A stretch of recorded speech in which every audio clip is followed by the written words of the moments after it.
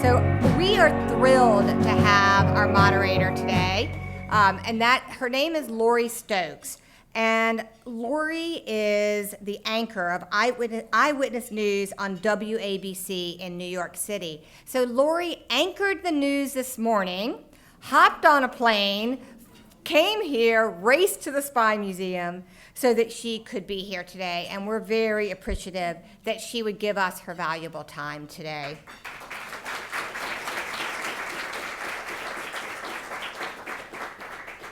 Rollie is a member of the Spy Museum's Board of Directors. Her father, Congressman Lou Stokes, was a founding member of our advisory board. He was an incredible supporter of the Spy Museum, and we're thrilled that Rollie is continuing his legacy and joining us on our governing board. Her father's biography, A Gentleman from Ohio. It's the story of his rise from the projects in Cleveland to the halls of Congress. And that book is available today. Everyone has a little coupon. Everyone gets a book today. You get to choose yours. But his book is here, and Rollie has signed them. And so we're really proud of that story of her father. So if the panelists would make their way on stage, and I'm going to now introduce Rollie Stokes. Thank you, Tamara, and good afternoon, everyone. This is indeed an honor for me to be here. The Spy Museum has sort of taken me as a family member, which has been really lovely because I knew the relationship that they had with my dad. He had such great pride and had a background in intelligence also, working on Capitol Hill for the 30 years that he served in Congress. As Tamara just mentioned, I hopped on a flight after, I get up at 1:30 in the morning because the show I anchor starts at 4:30. It's from 4:30 to 7. So, yeah, oh, wow, yes. So, so the shuttle, when I got on it, and I heard the captain speaking, and it was a woman, I was like, yes, this whole day is just about woman power and being in control as we hear from these ladies. So I'm so excited. I have a little bit of housekeeping to do before we get to the nitty-gritty of our discussion. So first, I just would like to introduce the International Spy Museum's leaders and the special guests that we have here in attendance this afternoon, and also the panelists. So Alison Bouwmeester is with us. We have Rollie Flynn, Mahle, Jonna Mendez, Jill Singer, Kristin Wood. And our special guest, because this is a powerful audience that we have here with us today, Susan Pompeo. Susan, would you? Okay. Linda Webster, Susie Canton, Susie Cohen, Dee Dee Cutler, Becky Gates, Cynthia Helms, Holly Kimmett, Lindsay Kimmett, Mary Beth Morrell, Stephanie Tennant. And I would just like to introduce someone else I thought I would add this afternoon. I have a daughter here at George Washington. Today is her 25th birthday. And Alex is with me. Alex, would you stand?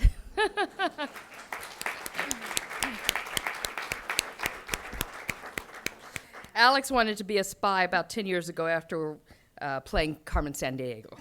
There's a whole nother ball game here. You are about to meet trailblazing women who did more than just break through the glass ceiling. Jonna Mendez is an example, who joined the CIA as in a secretarial role and then rose to chief of disguise. These are women who selected careers that had risk and intrigue, but also a much deeper purpose, and that was to keep our country safe.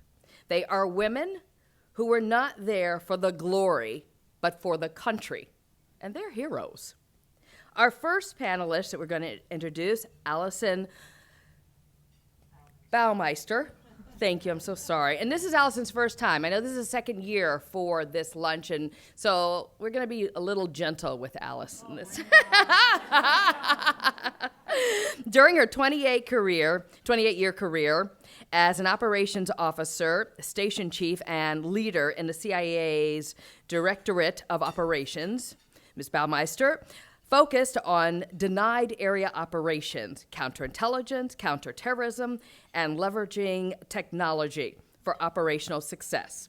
She received the Career Intelligence Medal, the National Intelligence Certificate of Distinction, and she now works as a private sector executive, bringing industry, best practices, solutions, and expertise to the Intelligence Committee. Alison. Jill Singer, who served as Deputy CIO for the Central Intelligence Agency, currently at AT&T. She leads global business, public sector solutions, business activities across the national security community, overseeing the delivery of strategic technology solutions. Currently serving as an executive on ground for the UVA McIntire School of Commerce and is a member of the FCA Board of Directors, or is it FCA? Is that how you're, okay. And the Board of Advisors for INSA. Jill Singer.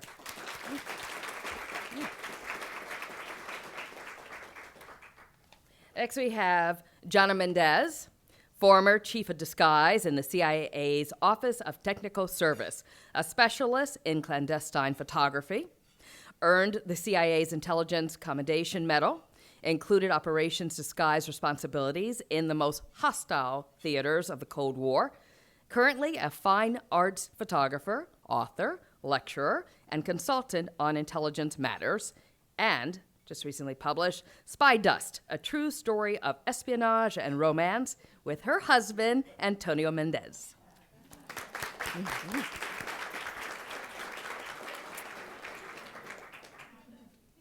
Kathy Smith joined the CIA in 1979 and spent 35 years supporting the mission domestically and abroad before retiring in 2014.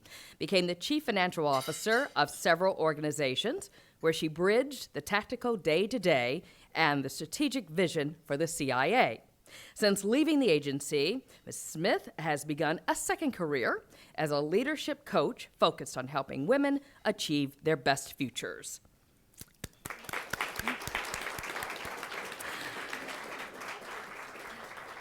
Kristin Wood. During her 20-year CIA career, Ms. Wood served in the director's area and 3 agency directorates: analysis, operations, and digital innovation, leading a wide variety of the agency's missions in analysis and operations.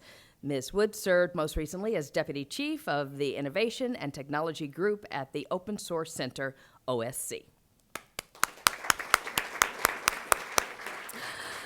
Melissa Boyle Mahle, a former U.S. intelligence officer and expert on the Middle East, worked on many challenges to U.S. national security, including running operations against al-Qaeda terrorists and illicit networks selling weapons of mass destruction. Received a presidential letter of appreciation for her work on the Middle East peace process, and author of Denial and Deception, an insider's view of the CIA from Iran-Contra to 9/11.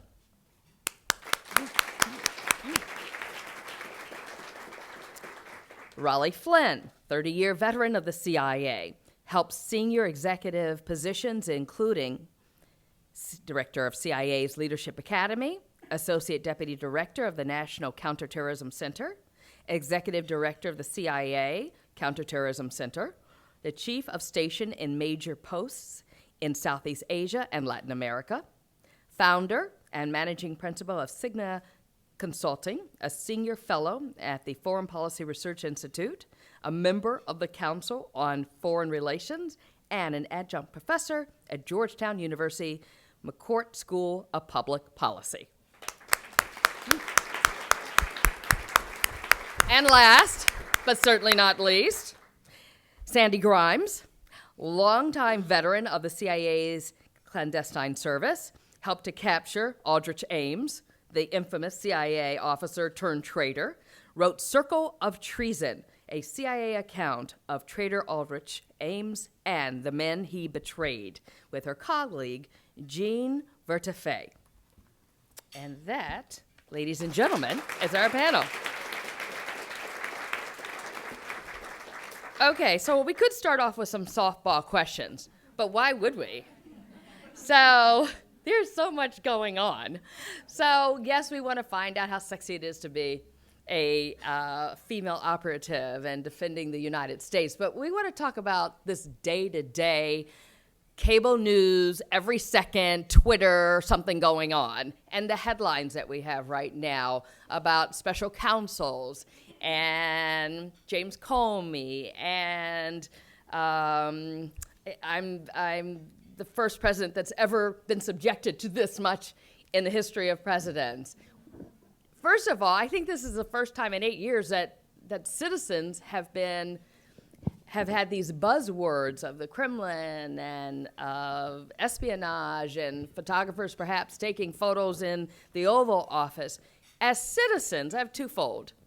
Should we be concerned about what's going on? And have you ever seen anything like this recently? Who is the first?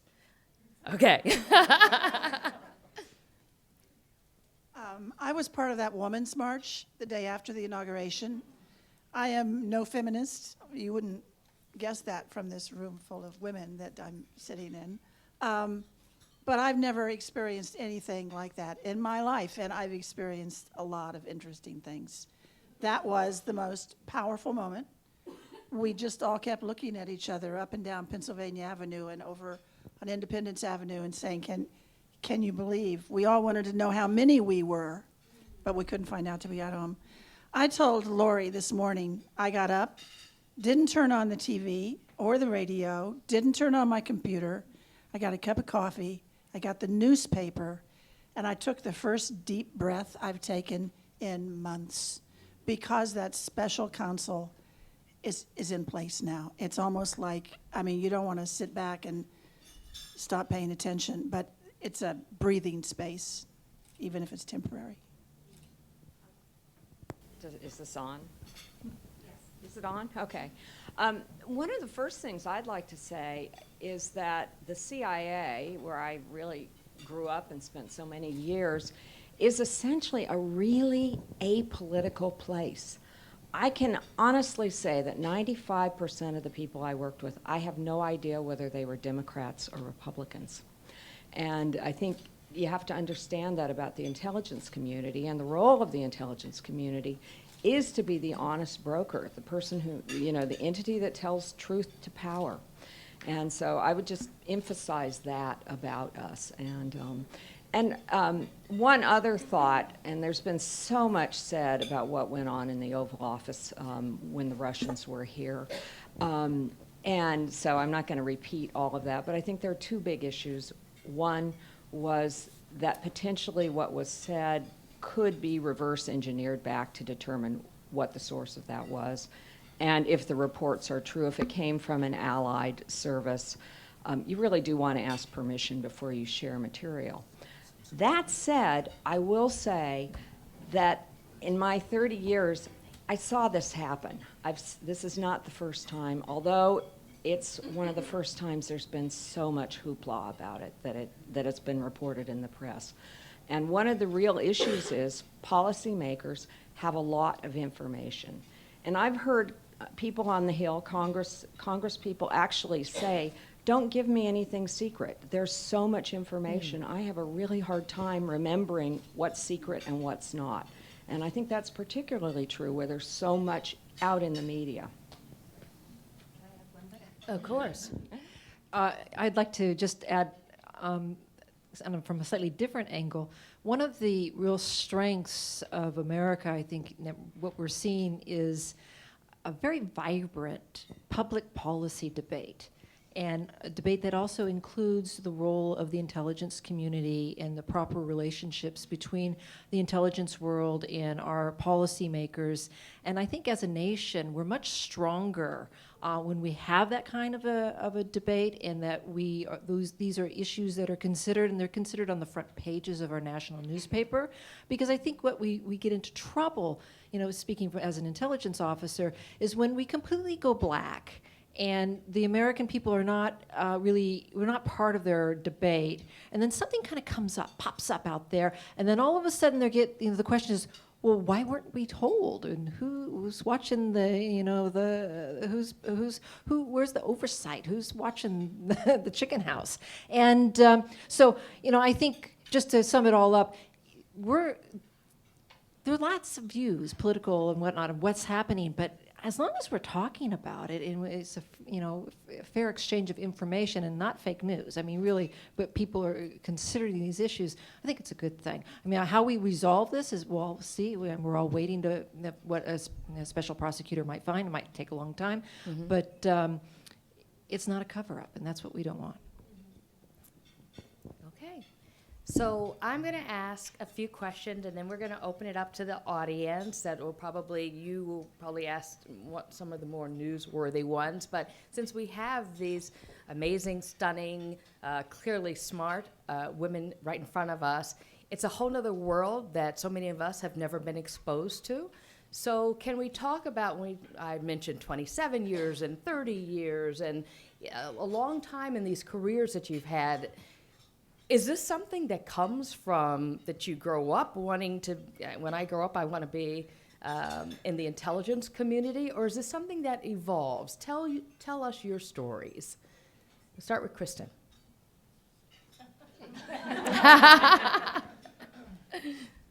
So I'm going to start off right away showing you what a geek I am. So I remember being in high school, and a sophomore in high school, and we have a career counselor, which is hilarious to have for a 16-year-old, right? But my career counselor says, what do you want to do? And I said, I want to work for the federal government.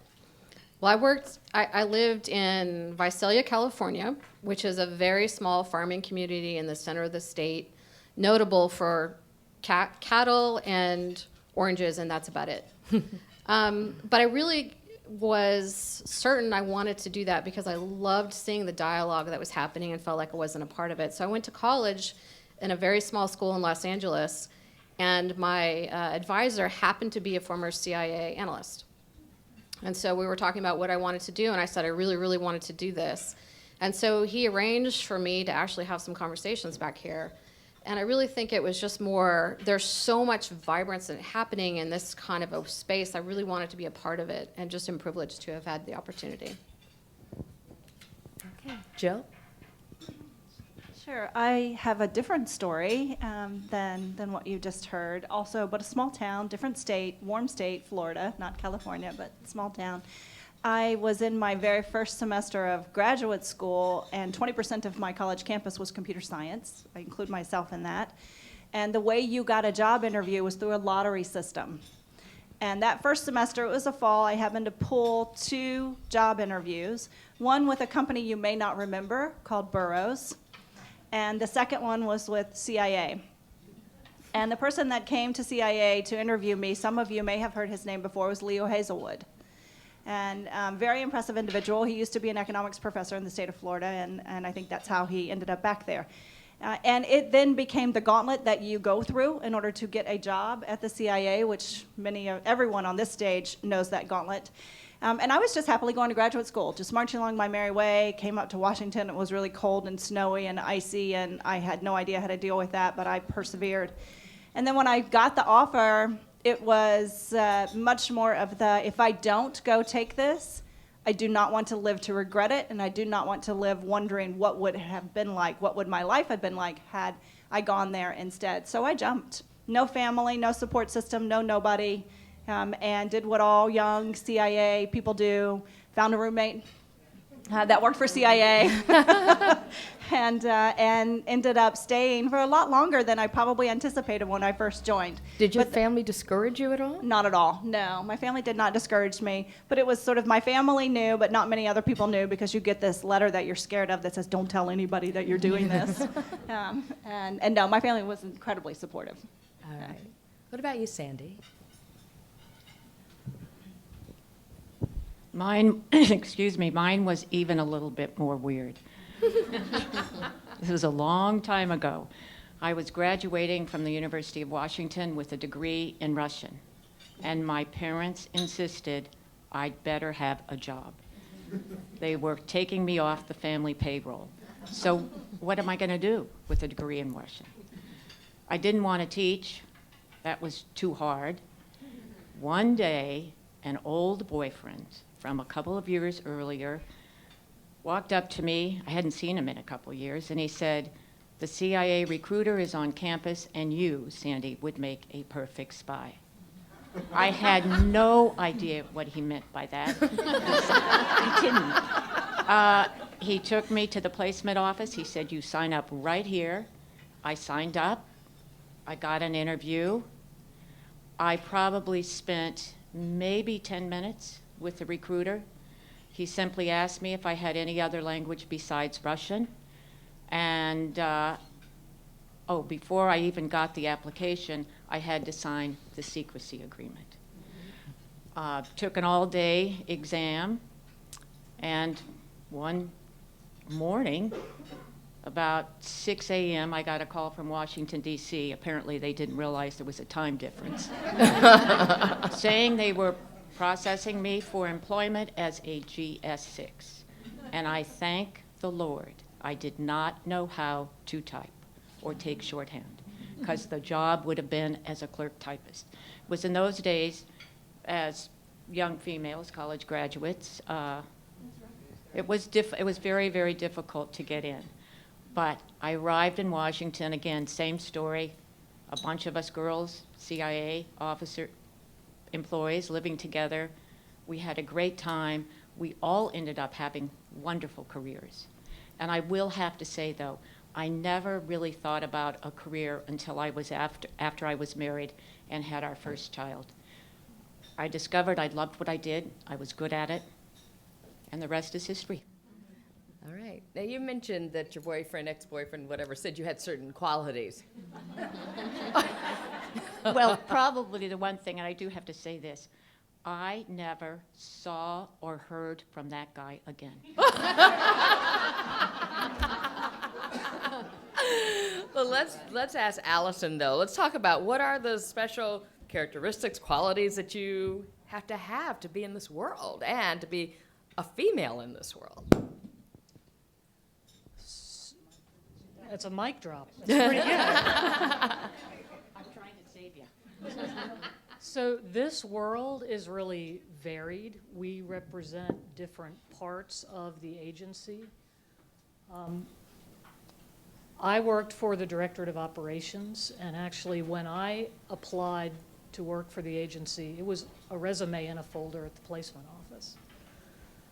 And when they set me up for an interview, we had to go through a day-long testing where they sort of personality profile you for different parts of the organization depending on what your skills and abilities are and what your personality traits are.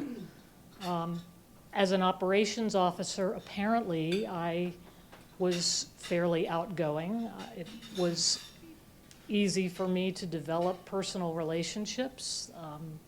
I didn't know at the time that I was hired what they had in mind for me. My job was as a case officer or operations officer, where the goal was for me to develop relationships with people, gain their confidence, persuade them over time that they could make a difference by providing information to the U.S. government secretly. So the kinds of people who are brought in to do that are people who are able to build trust and convince someone that they will be protected and taken care of, and someone who can identify what that person's needs might be so that it's a reciprocal arrangement. Often people don't spy for free. Sometimes they're not motivated by money at all. They might be motivated by ideology. So the kinds of traits that they looked for in people that they hired as operations officers, I think, were mainly personality traits and kind of an intellectual curiosity, I think. Would you agree, Kathy? Absolutely, and I would add to that those of us who weren't necessarily operations officers, the other skills that they were looking for there, or traits, really were country first. You were often in places or doing jobs where you didn't see your family or have contact with them for some period of time, and you had to be okay with that. Let's talk about the toll on families that it takes. How are all of you mothers? Did that ever come into play of struggling between your allegiance to your job and the allegiance that you have to your family? Or you just said they're on their own? I'll go first on this one. The short answer is yes. But obviously, it's always a little more complicated, and I think we probably all were able to balance it simply because you had to have the support of your family. That wagon had to be pulled together with the kids and the husband. And speaking for my children, they had no idea what I did until it came out in the newspaper. And they didn't think their life was any different than anybody else's. It's all they knew. What do they think you did? Mom went to work at CIA headquarters. That's all they knew. Mm-hmm. My husband had no idea what I did. You just didn't talk about it. That's okay. You got home and you had plenty of other things to discuss, right? The kids. And I will say for me, once I got in that car and drove out of that gate, I became a mom, because that was my next chore, to pick up the kids. And then once the four of us, or the three of us, got home, I became the wife. Well, I still had to be the mom, but no. And it was a fun ride, I think, for all of us. Melissa? So I was in the school of thought at the time that being a parent was really about time management. And I'm a very organized person, very focused person, and this was not going to be any problem because I could control everything.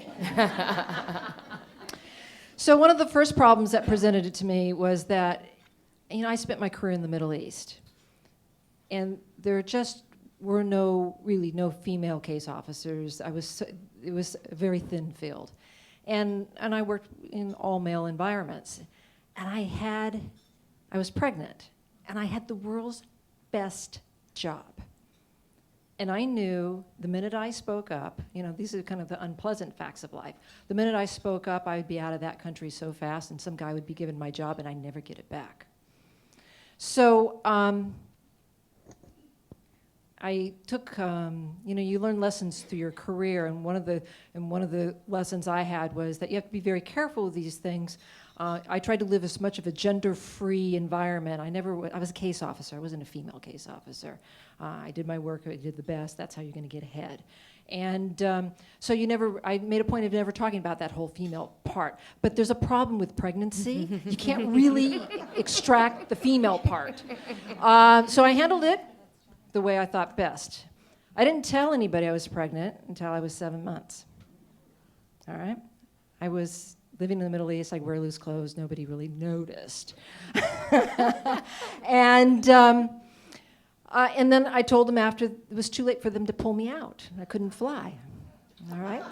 Wow. This might get back to the skills of a case officer. I like to control my environment. People might use a word called manipulation. The other thing that I would have to say is that whole planning, you know, under control stuff. I learned very quickly how wrong that was, because you know, I was in charge of an office of an operation, and it was kind of a dangerous place. It wasn't kind of, it was a dangerous place, and the president, bless his soul, decided he wanted to come to my country, but it's okay. I was only going to be, you know, around 8.5 months or so. 8 months, whatever. I wasn't too worried about it. The president was coming. More important, the president was coming, and I had to make sure that he had to secure President Clinton. I had to make sure that he had a secure visit. We had a lot of threats in this particular country, and so I was focused on mission. And so the Secret Service, the advance team comes out, and they have, you know, we go through a lot of territory, a lot of threat scenarios, and all of that. And in this country, I can say where I was. I was in Jerusalem. And And when you get outside of Jerusalem, the roads are not too great. Matter of fact, they're not really roads. And so bumping around them in armored vehicles and stuff, that's kind of hard on your body. So my back hurt, right? And at the end of the day, I'm just thinking, my back really hurts. And so I called my mom. My mom said, why are you calling me? You know, I'm thousands of miles away. Call your doctor. So I called my doctor, and my doctor said, why are you calling me? Go to the hospital. And I said, yeah, but I'm busy. I finally do decide that, because this is not part of the schedule. This is not part of the schedule. So the next morning I figure I can go between the staff meeting when I had to meet up with the Secret Service, and if I could get in and out in an hour, I'd be good. So I get there, and my doctor says, oh, you're not going anywhere. And I said, no, you don't understand. And so I'm in labor, and I'm on the phone with the Secret Service the whole time because I'm focused on mission. And, you know, you laugh about it now. I laugh about it because I think how crazy I was. But that was what being a parent was in my career. My daughter was born healthy and all, and I was right back at work and didn't think anything more about it. But you always, you know, from that moment on, you're thinking as a parent, right? I've got to meet the needs of my kids, and at the same time, you really still are working all the time. And when Nanny has the day off, you take the baby to work with you. You just do that. I've got this great picture of Yasser Arafat bouncing my baby on his knee, and her little lip is just quivering. You can tell she's quite unhappy, and his lip is quivering too, and he's loving every moment of it. But you make it. Just do it. You make it work. Just make it work. What about Jonna? Haven't heard from you. I was hoping you would skip me. No.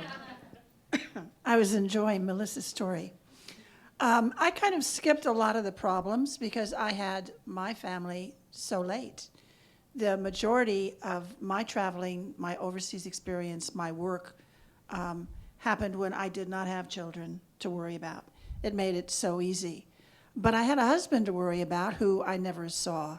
And the way we organized our lives, no matter where we were in the Far East, we were in Europe twice, and the subcontinent. We had a lot of assignments. We had a book that we kept on a table inside of our front door, and we would, when we came home, either one of us, no matter where we'd been, we'd make a note. You know, it's Thursday at 3, I'm back from the airport. I'm leaving Saturday morning at 10, and I should be home Tuesday, inshallah. And I'd get home and read the note that my husband had left for me, and there was just a lot of that. We got divorced some years later, and there was an enormous tug of war about the book. Who was going to get the book, the proof of what we had gone through? He got the book, and he got the dogs, and we got divorced. And this is not funny, but we got divorced. I remarried, and at the very, very end of my career, I had my first child. A boy, and he's 24 now. So I kind of skipped the whole mommy/work thing. Right. Let's talk about danger. Times where you really thought, even with Sandy, the characteristics that you had that were just so fabulous, and this is open to anyone, where you really felt your life was in danger and you felt as if you had to call upon whatever resources you knew and your gut feeling and your own sensibilities to stay safe. Rollie? Oh. Rollie, you go. I would like to say I always knew when I was in danger, but I'm not sure that's true. It's that's when you're really in danger, is when you don't see it coming. I was in a country once that completely fell apart, and it was interesting because I was out of the country when it happened, and I had to get back in. And there's nothing like being on an airplane when it's you, a handful of other people in the crew, and it's empty. And then when you get to the airport coming into this country, it's so full of people you can't even walk through it because they're all trying to get out of the airport. And But that's something about CIA officers too.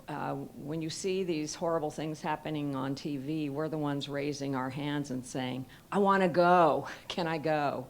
But I was in a situation in that instance where I actually couldn't find a taxi cab to take me into the city because they wouldn't travel because it was so dangerous. It was a combination of riots, military, a government falling, and but I managed to find a way into the city, which goes to what Melissa was saying. It was probably I probably shouldn't have done that, but that sense of mission that I have to get to my post, I've got to get work done. I can't be just sitting here at this airport. And so that was a time when it was very dicey. And coming into the city, I saw dead people, I saw buildings burned down. I was on a freeway coming in. We'd sort of bought a cab to get out of there, but there was a mob coming toward me one way, and the other way there was 2 tanks coming down on the other side.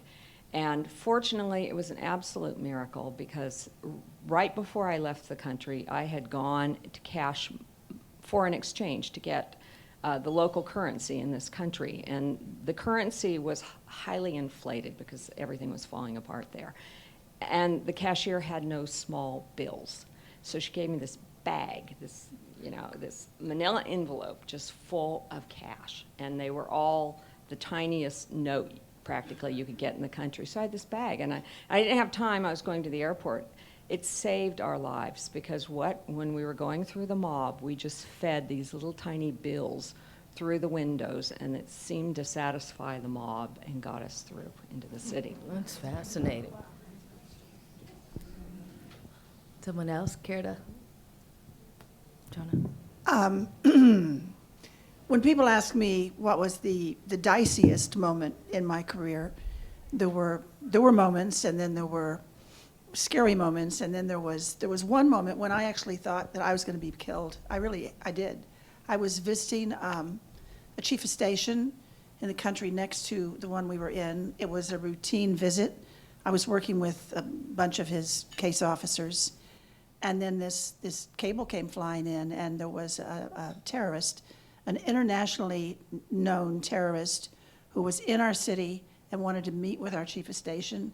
He had worked with him before, and he wanted to see him, and he wanted to see him now.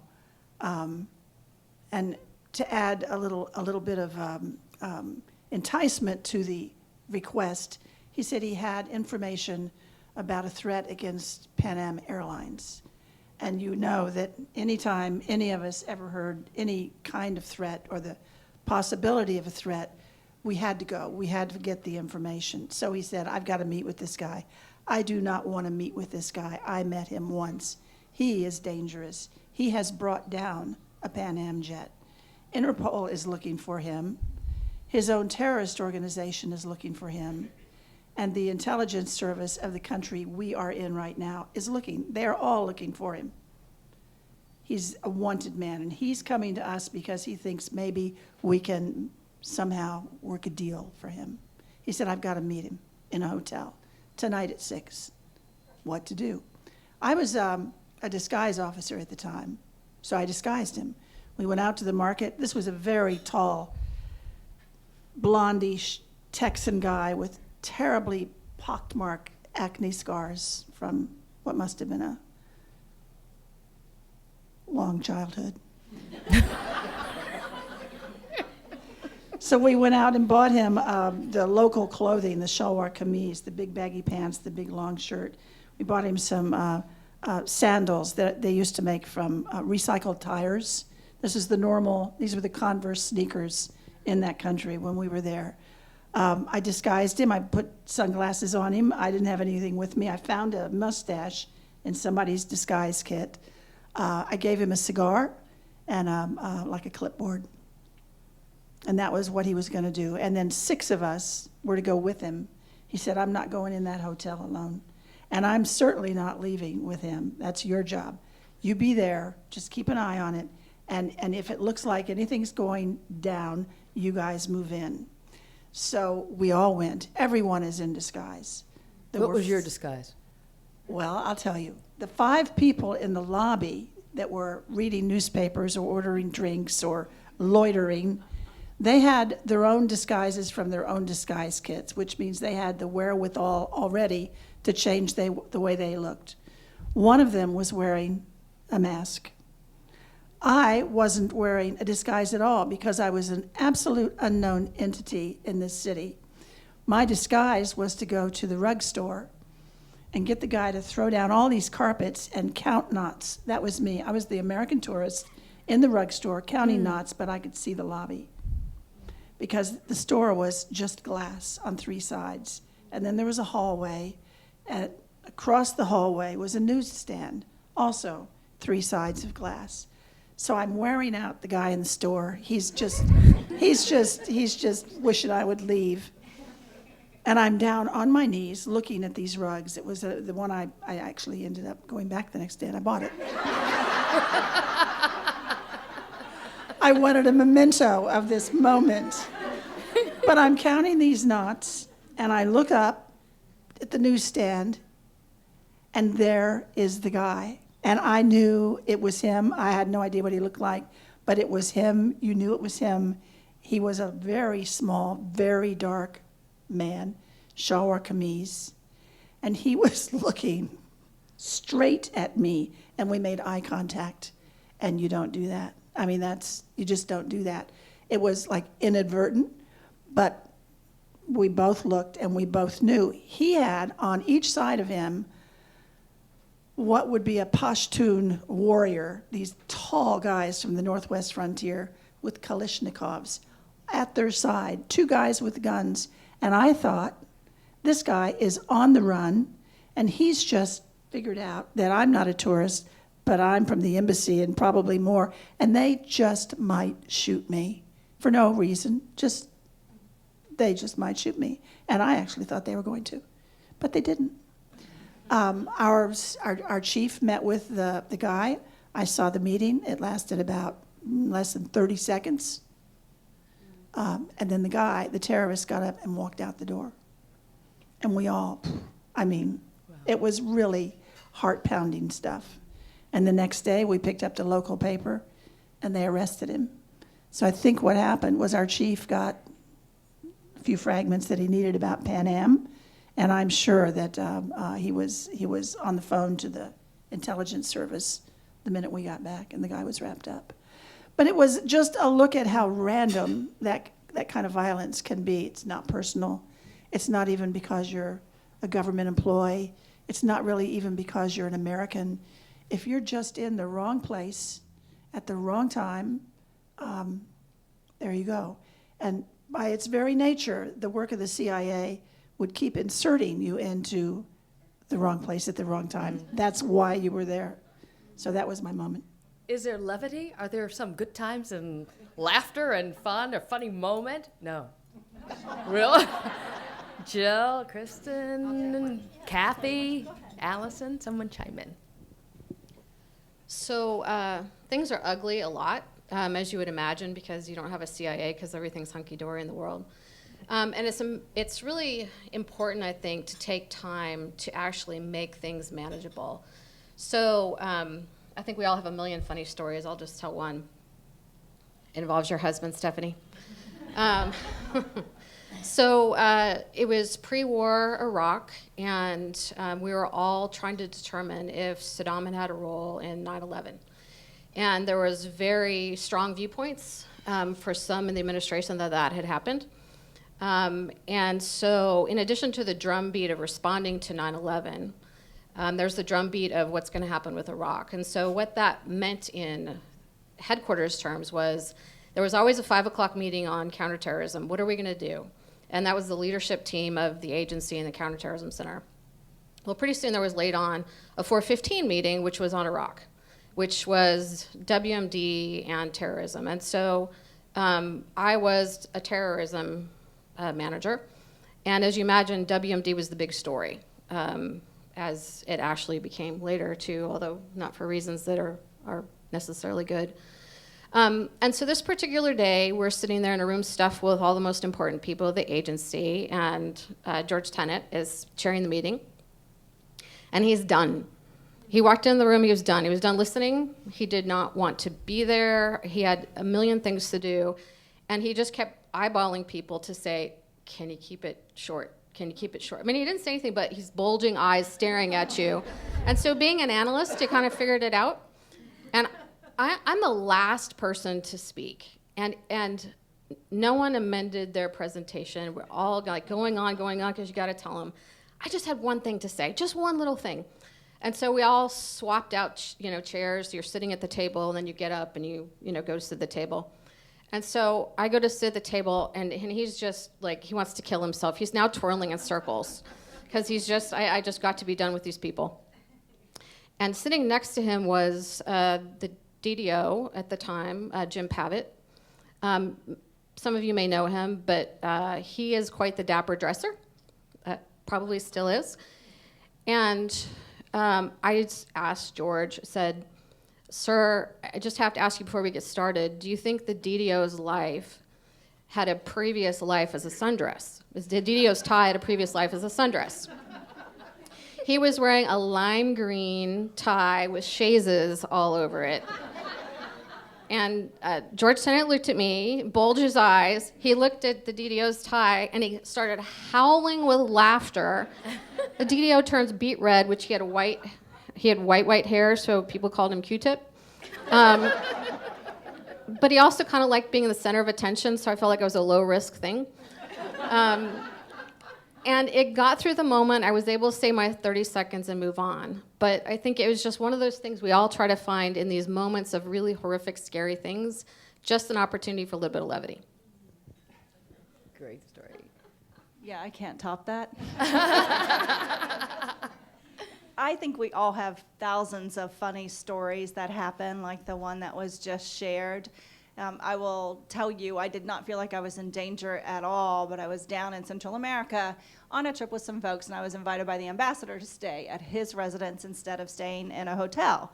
Sounds great. And, he hosts us for dinner a couple of nights, and what you learn is that an Ambo's residence is not a hotel. And if you're a girl and you get up to take your shower in the morning, first of all, there's no shampoo, there's no conditioner, there's no hair dryer, there's a mirror, but that's about it. So the comforts that you're expecting do not exist when you're staying in Ambo's home. I don't know why. He did not have any of that stuff in the guest room. All great. We have an early morning move. We're meeting at about 4:15, so I have to come out. The car's picking me up. I have to get out of the house at 4:15.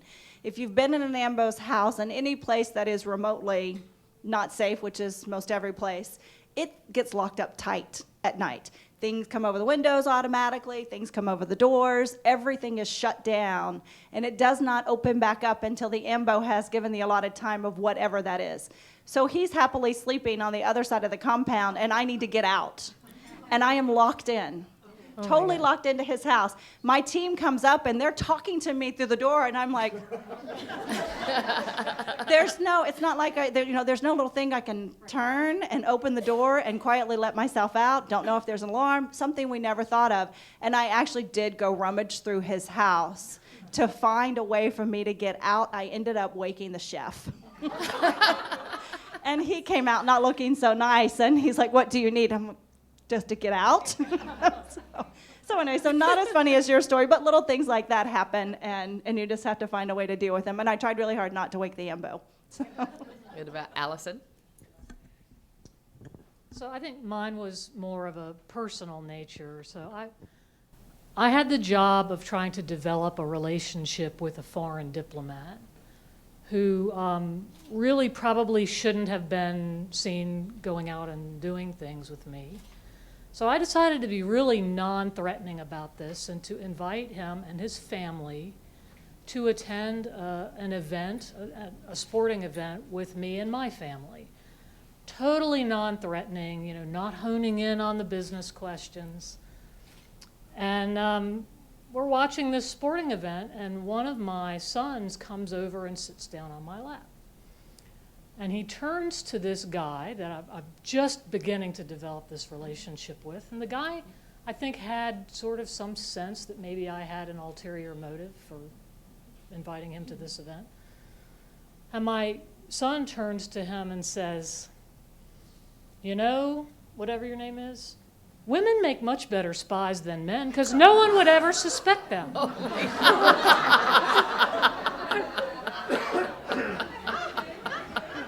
And I turned red, and the diplomat turned red, and we both sort of started to laugh because we knew what the game was. And he goes, yeah, like Mata Hari, you know, like your mother. And he did actually see me a couple more times after that, but I will just never forget, out of the mouths of babes.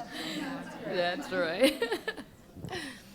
Well, I'll tell you what, we're going to open it up now to the audience. I'm sure there are some questions out there for our panelists. Is there anyone who would like to ask a question? Oh.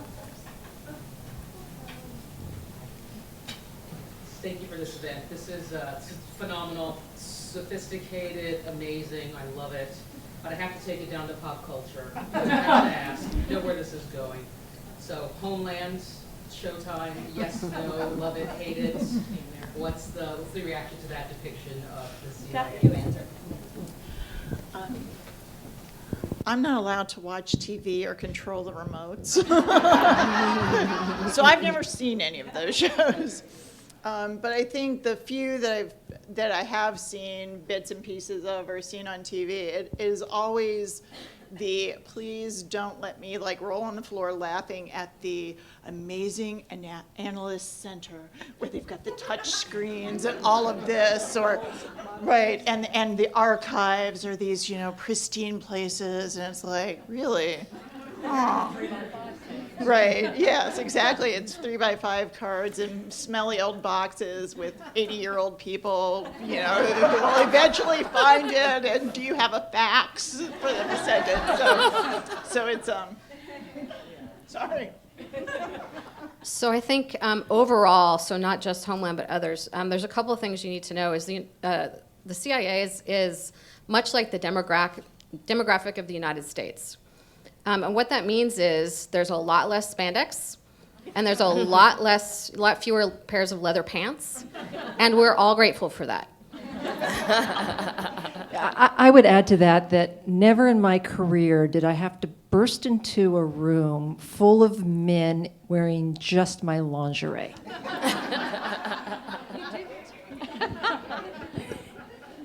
I'll just add, I've never seen one of those shows. I just can't imagine wasting my time.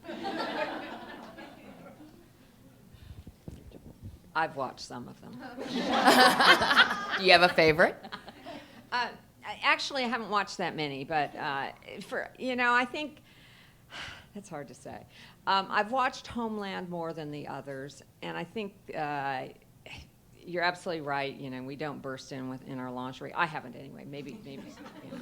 But I think Homeland does get the ambiguity of it, where you never know who's friend or foe exactly. And I've only watched one episode of The Americans, so I really can't comment on that. Yes, you can. Sleeper agents, come on. Sleeper? Right? Oh, is it all about sleeping? No, it's about sleeper agents. They're not supposed to be doing anything. What kind of film would that make? Yes. Thank you for your time today, but also your service to our country. I have a question about information as weapons, weaponized. Looking forward, but also looking backwards. I think it was Clapper who said we need to have that on steroids. And you probably can't say anything specific, but just generally as a concept, either in the stories from the past or looking forward, what's your view about the way we do what Russia maybe is being accused of now, and what we can do to defend ourselves against that kind of thing? Just from your knowledge and from your life experience in your work of service to our country. Thank you.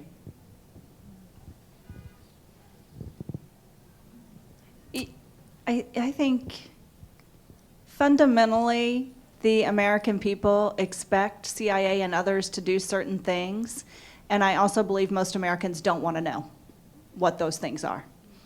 And secrets should be kept secret, and sources and methods, as someone mentioned earlier, should be kept secret. And keep the eye on the long-term outcome is how I would respond specifically to, do we do what Russia does or whatnot? We have a long history as a country of trying to influence the globe through our views of democracy. That means that sometimes information is used as one of the weapons, to use that term loosely, of spreading what we believe is goodness, freedom of choice, and freedom of expression, and better human rights around the globe. So we do that, and you can read lots of stories about how we do that. I think we think and believe we do it for good reasons, and noble reasons, and with proper intent.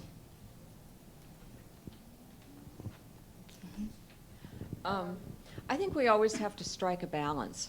And it's the balance between what is legal, what is expedient, but what is also consistent with our values in the United States. But those values change, and I think we see the tolerance or enthusiasm for intelligence activities wax and wane over time. I think right after 9/11, the American people were pretty willing to accept us doing just about anything. As they feel more secure and less threatened, I think that those values change.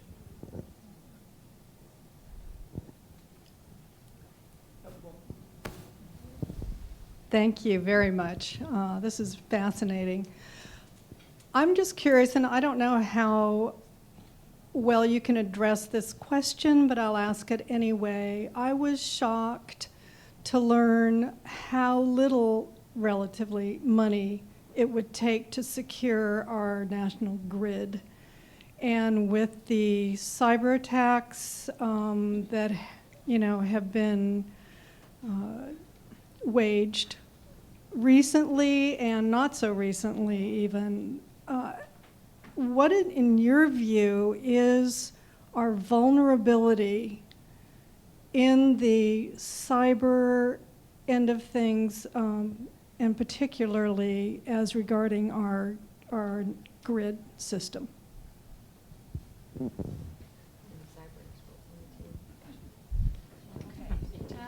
I'll give that a go. This is just my personal response to that. We are vulnerable. We do have a highly interconnected set of capabilities. They're vulnerable from a cyber perspective, but they're also vulnerable from other perspectives as well. And I hope that we don't over-rotate on one side or the other. They're vulnerable physically. You all have seen them. They're very close to the road. They're very close to traffic. They're certainly accessible by air for any kind of nefarious activity that might want to occur. They are also vulnerable on cyber. I think the critical infrastructure industries of the country are focused on locking down industrial control systems and minimizing any impact that a cyber episode or event might bring. What's the saying, though, about cyber? The bad guys only have to be right once, and the good guys have to be right all the time. That applies to our grid and applies to the things that we take for granted every single day. However, I'm not a prepper, and I don't think that we all have to run around and worry that we will be taken off the grid. The impact of taking us off the grid has a global impact. And it doesn't hurt just the US, or it doesn't hurt just one target, it hurts the entire globe. And I think that the non-state entities as well as the state entities recognize the interconnectedness, but economically as well as from a security safety perspective of something like that. But I guess I sleep at night hoping that that remains true. We have one more question.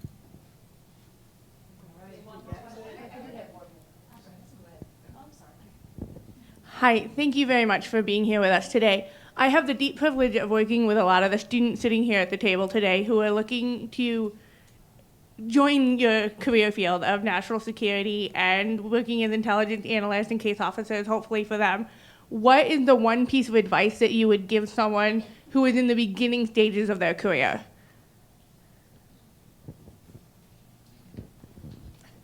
Rollie?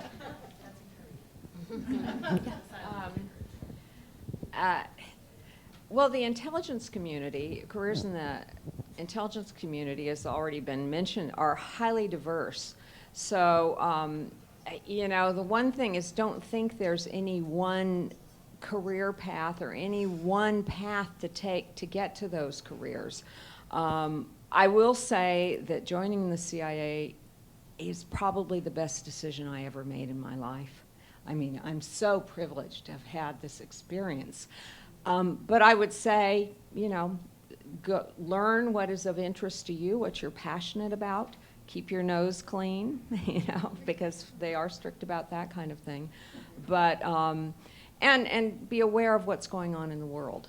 And if there's an area of particular interest, I would specialize in it. The CIA is primarily looking for people who aren't fresh out of school.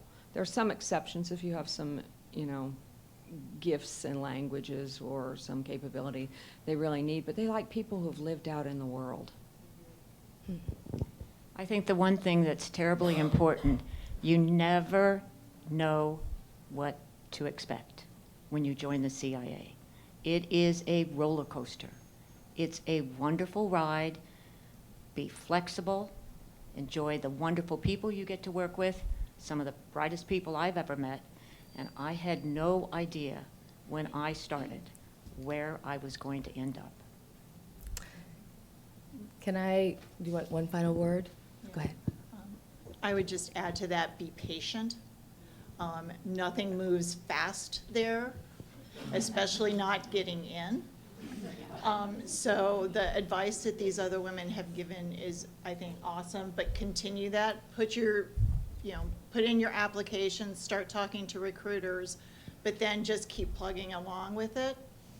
It can take a long time to get through the process. And if it's what you want, don't give up. Just be patient and keep working towards that as a goal.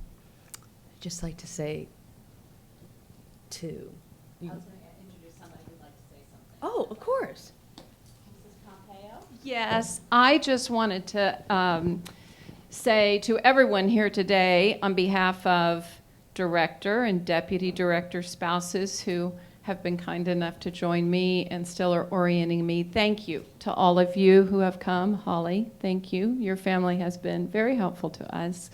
I especially want to thank our moderator and this panel. I have to tell you, one of the things emblazoned in my mind from one of Mike's very first days, because we are adjusting to this, got to find different things about the day to talk about besides his job. He came home and I said, well, how was your day? And he said, I'll just say this, America rocks. And he said, nobody can touch us because we have people with patriots' hearts. And that's the motivation. And so to the panel, I just say, on behalf of all of us, we love you, and you have our gratitude. Thank you, Susan. Thank you, Susan. And yes, once again, thank you to Sandy, to Rollie, to Melissa, to Kristin, to Kathy, to Jonna, to Jill, and to Alison. Thank you for your service. Thank you for this enlightening, intellectual, I heard, conversation. It's opened up a whole new world to all of us, and we appreciate you are truly heroes.